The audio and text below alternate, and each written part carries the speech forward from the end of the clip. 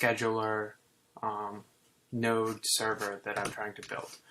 So last time, just for a quick review, we learned the basics of Node. And I realized that you should probably see this a little bigger because last time that was pretty small.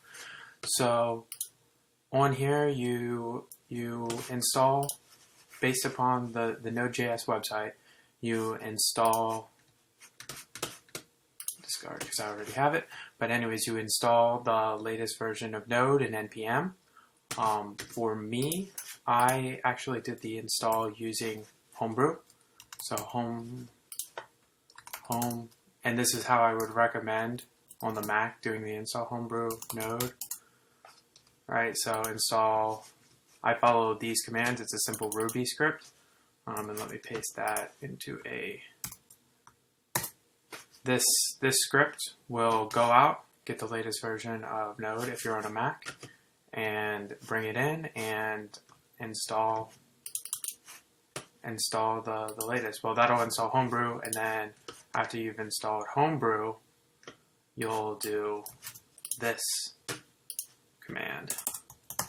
Just follow the instructions from this website, and you'll have the latest version of Node installed in no time. It's pretty quick to do. So once you've got Node, you'll have NPM, and once you have NPM, then you will want to npm install Restify, which is the thing that we're using to actually build our Node server. So Node itself has a server component, right? So you could do just a basic Node server, and if you look at the sample docs for Node, so if you do just this is the kind of boilerplate for a Node server. Let me take this out and you can compare the two. Right, so here's the boilerplate for a Node server, and here's what we have. Make this sit kind of next door to the other one, right? So if you take a look at the difference here, the biggest difference with this is going to be the Restify information versus a standard Node server. The reason why I like using Restify or Express is another really common. Express is great if you want to build out a Node endpoint that also acts as a HTTP web server that has, you know, a full-blown web page on it. Restify is kind of a slimmed down version of that from what I can see, that just does the endpoint information. And the reason why I like both Restify and Express is because they have server.get, server.post, which are more standard syntax for web servers. That's the biggest difference. And I'm just double checking the stream. Yeah, the stream is still up and running. Cool. So there is that information. Anyways, so just double checking the stream one more time. Okay. So I think I've got the stream working properly this time also. Last time it was a little buggy on my end because I had the bitrate set too high. So that's what was causing that. So anyways, if we go back in here, so you'll see the slight differences in it. If you end up not wanting to use something like Restify to build your endpoint, you'll end up with a bunch of if this data came in, you know, you'll do this thing. If that data came in, you'll do that thing. All in this create server function. It allows you to kind of separate out the getters, the posts, everything else into their own functions pretty quickly and easily. That's the simplest reason to use, you know, Express or Restify. Express is way more complicated in what it can do, though. If you follow through with, if you really want to build an HTTP endpoint, I strongly recommend you look up Express and you follow the basic tutorials for the Hello World example for Express. Will get you up and running really quickly. Here we're using Restify, so pretty much the same idea. Right now we have a Hello World Restify. Anyways, so let's not save that. Go back here. Okay, so now what we had done in the last one is we had this test, and we could go out here, and we could do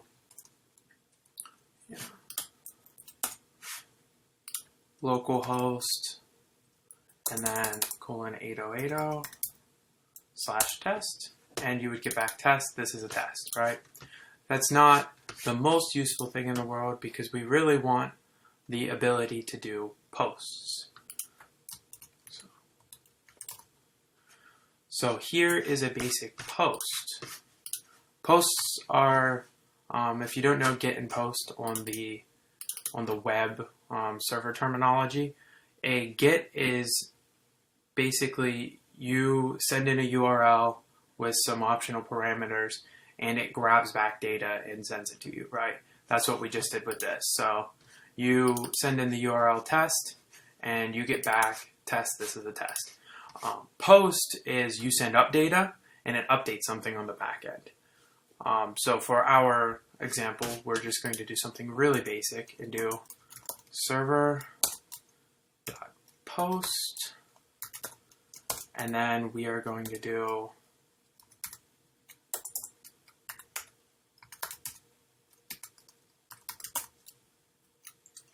upload/test, comma, function, and then request. These are the requests and the responses. That's what you're giving it, and then you do that. Always make sure you have the semicolon at the end. All right, so the syntax for this is the first parameter is the endpoint. The second parameter is a function to call whenever a request has come in at that endpoint. So that's the basics, and you can see that in the get method too. Endpoint, and then function to call whenever that endpoint is hit. And then I'm going to do a console. For right now, we're just going to do a console.log. This is the first time I'm doing that in here. So you do console.log, and then you do, just say 200 plus request dot method plus 2 plus request dot URL. So how do I know what's valid syntax for this request? Well, thankfully I have sample code, but if I didn't have sample code, I would go out to, let me see if Restify has that, Restify. So here's some of them, right? Request.params.name, and let me make this bigger for you. Might have made that a little too big, but so I always go out to the documentation. I think this is key whenever you're coding, just in any language, right? You go out and you look at Node Restify's website, and here's one of their samples. You do res.params.name, right? Function respond, right? I'm simplifying the syntax a little bit. So you do this syntax is instead of, let me explain this real quickly. So instead of doing the function here, they have named the function, right? Which I could easily do here. Let's just say this test function. I wanted to make it more generic. I can just pull this function out. Let me make sure I have the semicolon there so that this won't blow up, right? So I just pull this function out and give the function a name.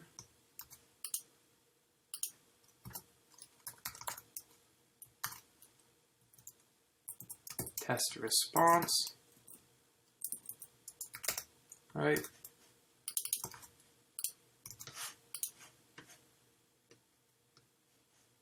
Respond. Probably should use the next also, as they have in there. Right? So now if I run this again, and now go back to localhost test, no change, right? It's just a different syntax for it, right? This makes it more generic. Test response could be called from multiple places at this point in time. So the server.get calls test response, and I could also have the server.post call test response if I wanted to. It's just a way of genericizing it, right? You build something out into a function instead of having it in that particular method as its response. So both of those methodologies are fine. Okay, so the next piece of information that we want, so the post, right? Back to our post. Now we have the post method at least built out, so we can try it out and see how well it works. So if I do localhost dash upload load dash test, right? So this is going to say get is not allowed, right? Method not allowed error. So that's because I told this that this was a post and I didn't send any data, right? So I said, hey, this thing's a post. I'm expecting data whenever you send it up. And what I actually sent it was no data. So that is going to be key, right? Now I actually have to send it data. So to do that, I use a tool in Chrome called Advanced REST Client. There's many of these. Advanced REST Client, right? So let me zoom in on this for you too. So let me make sure that you guys can see that. Yeah. So Advanced REST Client, right here, this guy. He is a lifesaver whenever it comes to testing out web servers. It's simple. It's easy. I'm a big proponent of Chrome, and I'm a very big proponent of this. And you can see some of the other things that I was working on in the past. Let's just just blow away this information, blow away that information, right? Post. Okay, so then I want to go back here, close this, go here, right? So I'm copying the URL since I knew that it was right, 8080, upload and then test. Put this here. And then what I'm going to pass it in the payload. So right here, you're going to learn the basics of an HTTP request. So an HTTP request, especially a post request, always has header information of some sort, and it has a payload. And then it has a payload type, right? Setting the content type. For our case, we're going to do application JSON as the payload type. And you notice I had that set to something else. Form URL encoded usually means like this is an upload from a website itself to its web server. And then application XML is another type, right? You have XML, which is the funny,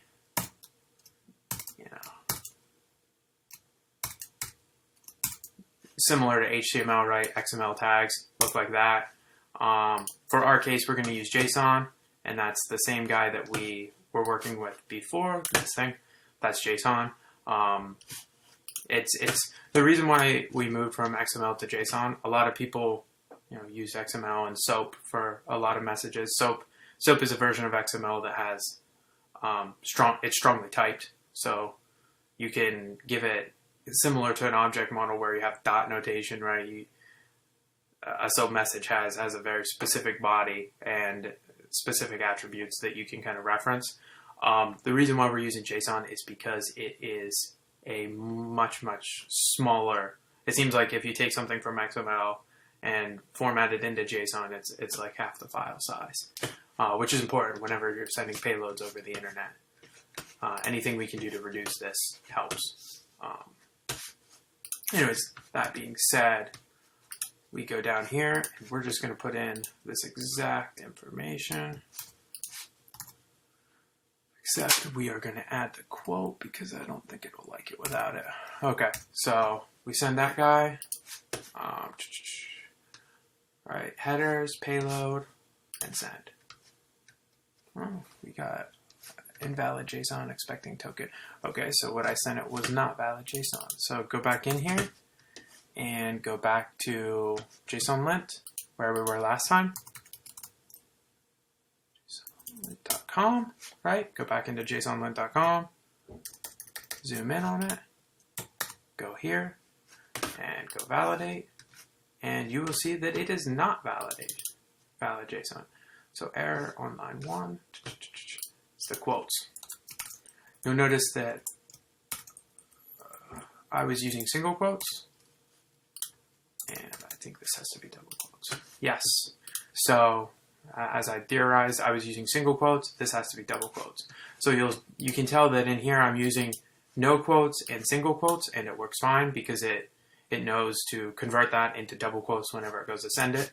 However, whenever I'm manually sending the data, it has to be in the exact right format.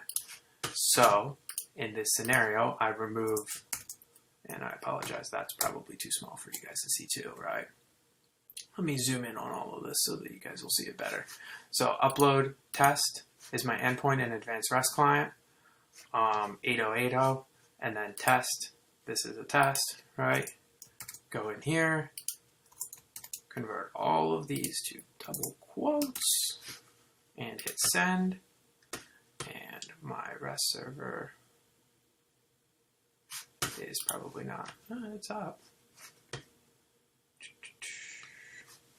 Let me clear the first one. Oh, you know what? It is up.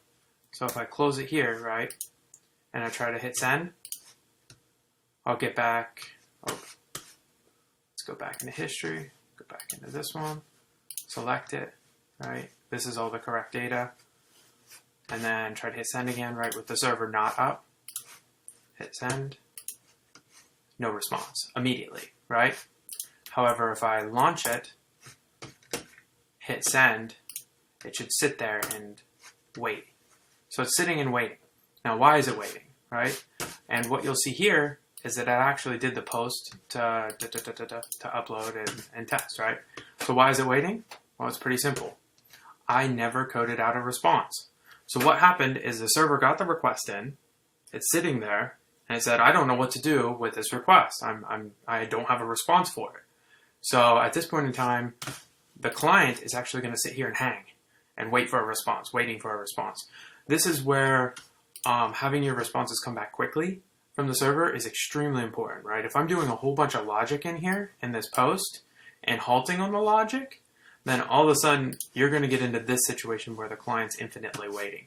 You see this in all of your apps today, where you have an extremely slow response from something, right? I'm actually going to close this window so that it's a little darker in here. Okay. So let's just see if that's a little better. Yeah, it might be better, might be worse. Who knows? Anyways, easier for me to code in a darker room. Okay. So now we have this information, right? We need to send back a response. So let's go here, send back a response. And instead of sending back a response, just send back data and okay, right? So set the header to content type application JSON and set the response to okay.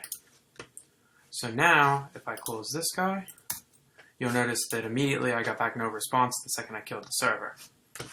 And then if I go here, activate it again, make sure that was saved actually, close, go here, hit send, data okay. So now I have a post, but the post doesn't do anything, right? Not particularly useful if it doesn't do anything.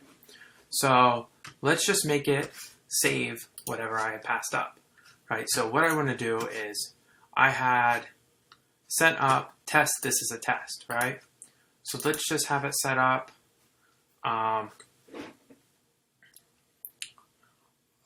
Let's just have it send up. We'll still have it send up test, this is a test. Or test, this is a schedule object, right? So we're going to have it send up test, this is a schedule object, okay? So then what we're going to do is we're actually going to have to read the data whenever it comes in.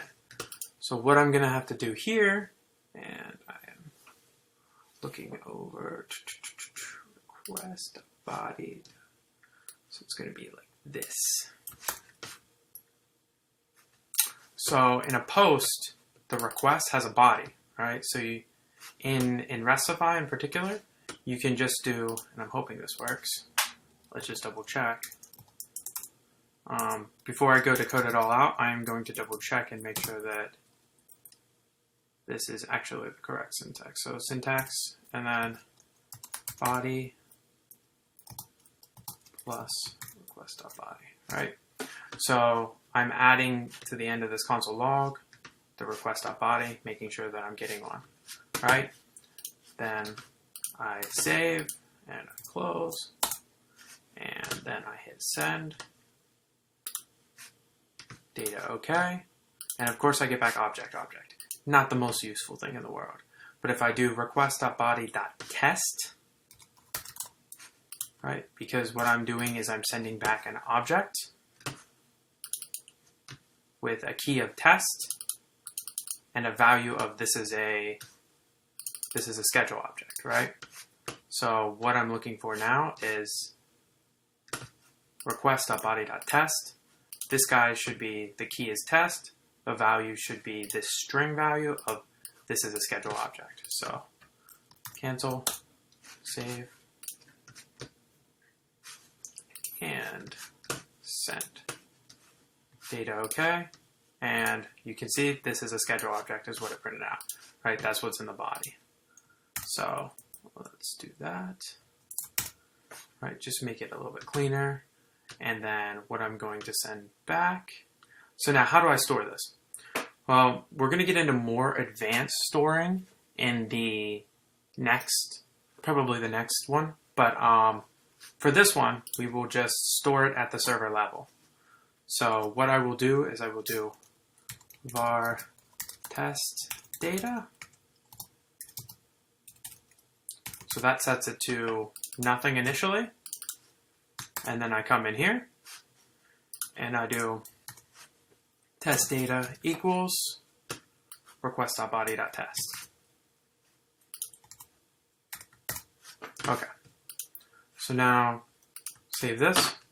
So real quickly, what I'm doing here, declaring a variable at the top that stores the test data, and then I'm reading the test data whenever it comes in from this upload to test, right?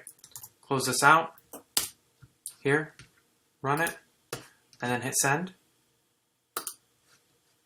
And you won't notice any changes here, but now it's saved. And now how do you get to that data, right?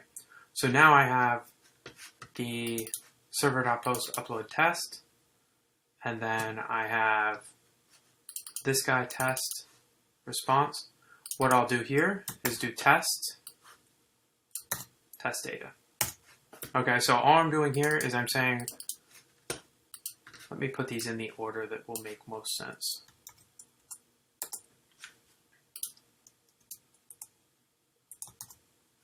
And let me move this back into it, right?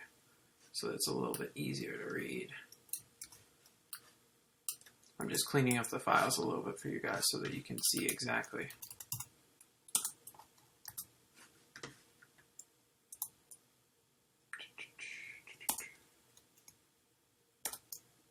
Okay, sorry. So let's move this down, right? So here we go. Okay, I'm just moving the file around for you guys. So what I have here is the post I put on top now that's looking for request.body.test, and the get is now reading in the data. So let's just say that for my first one, I haven't done this upload yet, right? And I try to do the get. So if I go back here, go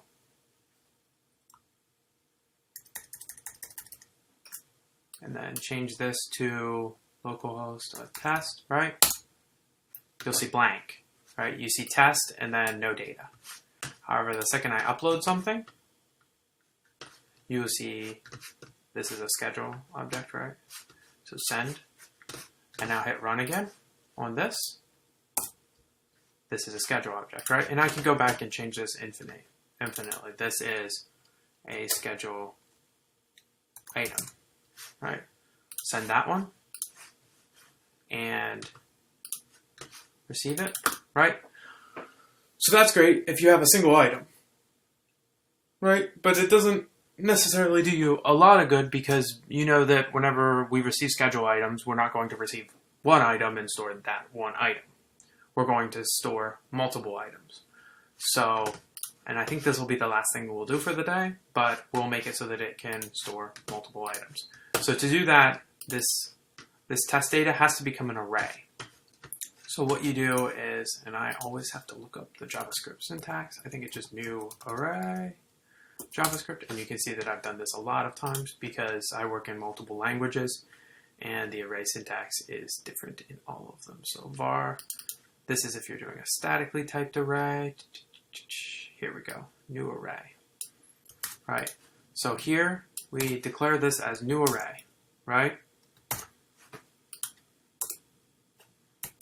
And then test data is not going to be set to that, right? Test data needs to be set to an array of data. So what we're going to do is, for right now, we're just going to store an array of strings essentially. So you're going to have, you know, just the body's test.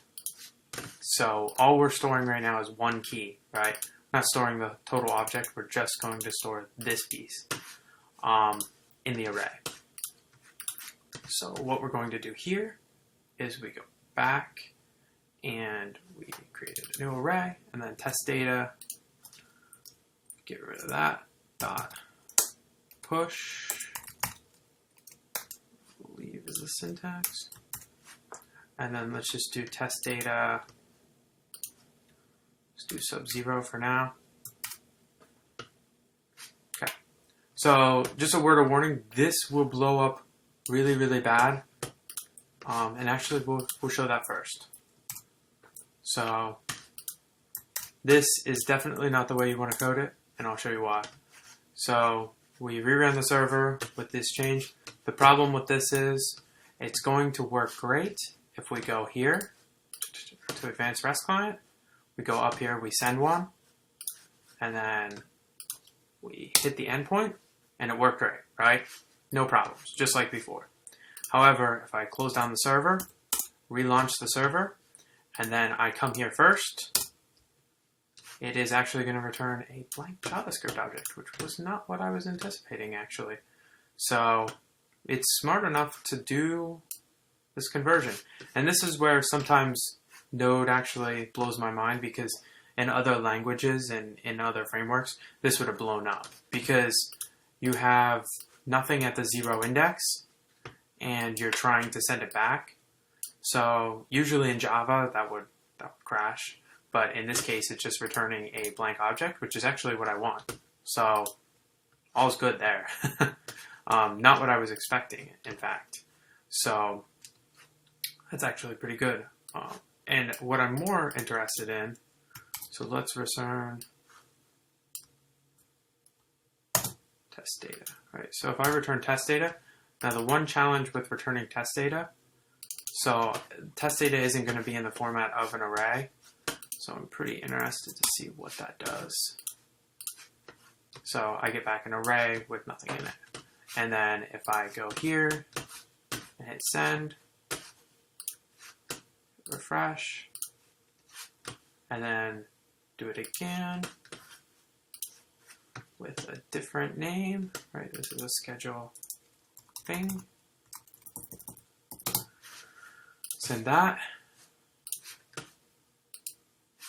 Actually working as I had hoped. So that's easier in Node than I would have ever imagined. In most languages, you have to put a whole bunch of, if it's null or blank, then you send back a blank, data statement. But in here, if this guy, because it's not null, it's actually a blank array, it sends back a blank array, which is pretty cool. So it knows enough to do the right thing. And this is your sample data. So now you have it when you send up a message, right? So you send up a message with your upload. You can now retrieve that message and the previous messages all in one file swoop. I think that'll be all for this tutorial. I know it's a lot to take in, right? You have a post method on a server, you have a get method on there, and that is pretty much the basics of server communication, right? You send some data up, you retrieve some data. That's the basic fundamentals. This is the thing that you'll need to be able to move anywhere with an application. Now, the next piece of information that you're going to need is going to be a way to store this data. So this is great, but as you saw, whenever I kill the server and rerun the server, all of a sudden your data is gone. So there's a million ways that you can store the data, and the one in particular that we are going to look at is called Mongo. So in the programming pantheon, there's, like I said, a million ways to store data, and SQL was kind of like the father of this type of relational databases is what they were called, right? And SQL was the language behind it. That was a way of storing data with indexes to each other, and was a very efficient way to store data. And MongoDB is kind of a reimagination of that, where you're storing things in a more native JavaScript-y format, object-oriented, kind of collection-based format. So MongoDB is what we're going to learn, simply because it's very quick and very easy to integrate with Node. There's also, you could also store this data in a flat file, right? So there's no reason why you can't just say test data, output to a file, and then bring it all back in. That's also acceptable, but the problem that you get into that is file locks and all of the fancy stuff that's within, OSs, and you're dealing at the OS level then, right, where you're writing out a file and reading in a file. That'll work, but not probably the preferable way to store data long term. Something like a collection in MongoDB is. So that'll be our next topic. Let me know if there's anything else you'd like to see. I will, I'll be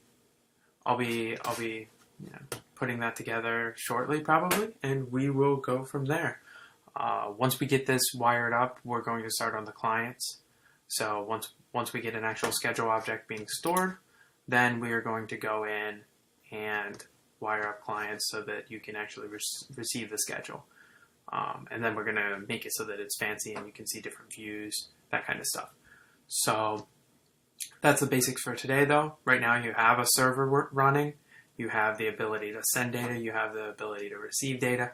Those are kind of the primary things that you're going to want to have. And that should be pretty good. Okay. Thank you for watching today, and I will start again later.